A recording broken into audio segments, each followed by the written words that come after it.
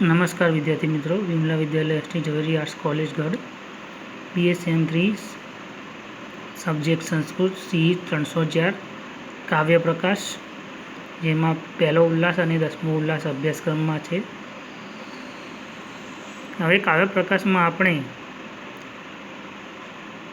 सूत्रों और तेना विवरणात्मक नोंध विषे अभ्यास करी चूक्या छे अने बे काव्य प्रकाश में मम्मटना जीवन विषे, काव्यना मंगल श्लोक विषे प्रश्नों समझी शक्या। हवे आगळ आपणे बीजो प्रश्न जोईए आगळ, जे आ प्रमाणे छे। हवे आपणो आगळनो प्रश्न छे आ लेक्चर में, मम्मटना मते काव्यना हेतु अथवा काव्यना कारणों। आचार्य मम्मटे काव्यनी रचना काव्यना मंगल श्लोकना वर्णन बाद काव्यना कारणों और हेतुओं विषे चर्चा करी छे। तो हवे आ प्रश्ननो जवाब जोईए आपणे। साहित्य स्वामीओनी अधिष्ठत्री देवी नी मंगल प्रार्थना साथे आरंभायेला ग्रंथ में काव्य प्रयोजननी चर्चा कर्या पछी हवे मम्मटाचार्यए तीजी कारिका में काव्य कारण और काव्यना हेतुनी चर्चा आरंभे छे। सामान्य मानवी और कवि ए बंने वच्चे रहेली भेदरेखानो विचार करता कवि में सामान्य मानवी करता कंईक वधारे रहेलू जणाय छे। तेनामां रहेला अतिशयने मम्मटे काव्यना कारण तरीके ओळखावे छे। बीजी रीते कहीए तो कवि बनवा माटे कंईक ना कंईक आवश्यकताओं छे, तेनी चर्चा ते अहीं करे छे। कवि बनवा माटे ते 3 कारणोने जवाबदार गणे छे, जे आ प्रमाणे छे: शक्ति, निपुणता अने अभ्यास। तो आपणे आ शक्ति, निपुणता, अभ्यास त्रणेय मुद्दा विषे चर्चा करीए। पहलो मुद्दो छे शक्ति। शक्ति आ शब्द ने समझावता मम्मट वृत्ति में कहे छे कि शक्ति कवित्व बीज रूप में संस्कार विशेष या विना काव्यम न पसरेते प्रसूत सा उपहसनीय सियात। अर्थात कवित्वना बीज रूपे जे विशिष्ट संस्कार तेज शक्ति। आ कवित्व बीज अथवा तो विशिष्ट संस्कार ने प्रतिभा એટલે पर्सनालिटी कहे छे। आ प्रतिभा विना साचू काव्य सर्जन थई शकतुं नथी। उत्तम काव्य में उत्तम प्रतिभा ज प्रेरक बळ होय छे। प्रतिभा एक एवी विशिष्ट शक्ति छे कि जेनाथी कविने अकविथी जुदो पाड़े छे। कर्म अने पुनर्जन्मना नियम अनुसार मानवीनुं मृत्यु थता ते चोक्कस प्रकारना संस्कारों अहीं मूकता जाय छे। आ संस्कारोने अनुकूल वातावरण मळता ज ते फूले छे अने फाले छे अने तेमांथी एक उत्तम काव्यनुं निर्माण थाय छे। आवा प्रतिभाजन्य काव्य उत्तम काव्य बनीने लांबा समय सुधी लोक हृदय पर असर पाड़ी शके छे। पण प्रतिभा विना मात्र प्रयत्नथी ज काव्य रचायुं होय तो ते समाजमां टकी शकतुं नथी अने उपहासने पात्र बने छे। आम शक्ति अने प्रतिभा काव्य सर्जनमां मूलभूत प्रेरक बळ छे।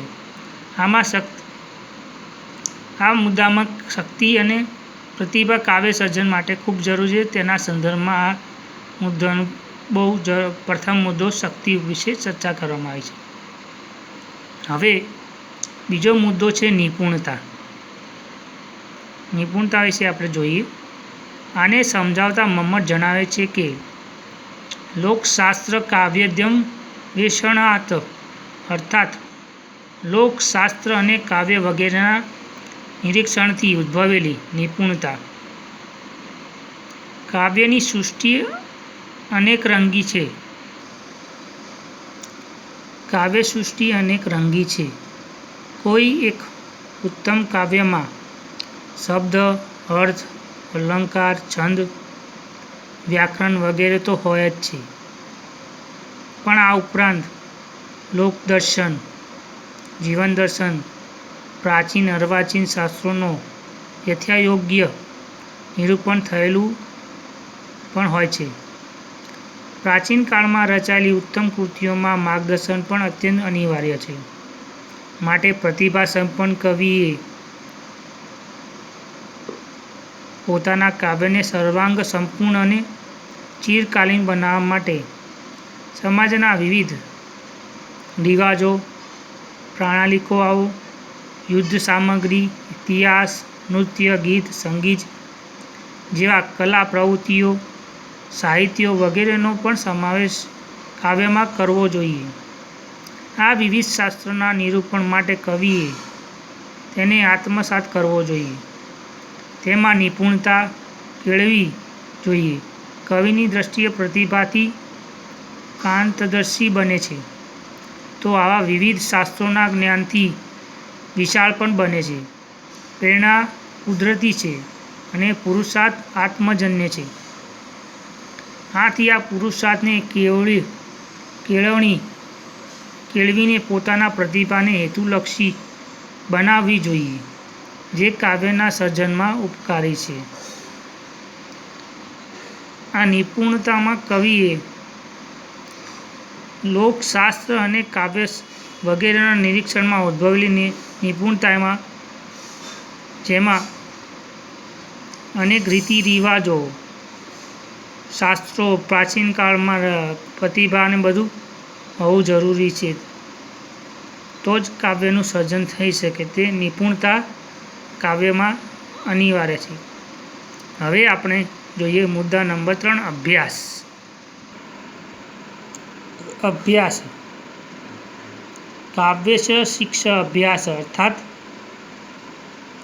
કાવ્યને જાણનારી શિક્ષા અનુસાર કરેલા અભ્યાસ પણ કાવ્ય સર્જનમાં અત્યંત જરૂરી છે. કાવ્યને જાણનારી શિક્ષા અનુસાર કરેલા અભ્યાસ પણ કાવ્ય સર્જનમાં અત્યંત જરૂરી છે. કાવ્યજ્ઞ શબ્દને સમજાવતા વૃત્તિમાં તે નોંધે છે કે કાવ્ય કર્તું વિચાર્યંતું ચ ય જાનીતા અર્થાત કાવ્યજ્ઞ બરાબર કાવ્યની રચના કરવાનું અને તેના વિશે વિચારણા કરવાનું જે જાણે છે, તે આવા સિદ્ધહસ્ત કવિઓ અને વિવેચકોની પાસે પોતાના સર્જન વિશેની ચર્ચા વિચારણા કરી તેના દોષને નિવારવાનો પ્રયત્ન કરવાની પ્રવૃત્તિને અભ્યાસ કહે છે. આમ અભ્યાસ બરાબર પુનરાવર્તન. પંકાયેલા કવિઓ અથવા તો નિવારવાના પ્રયત્નથી કાવ્યનું સ્વરૂપ ઘડાય છે. તે અપૂર્ણતાથી પૂર્ણતા તરફ ગતિ કરે છે.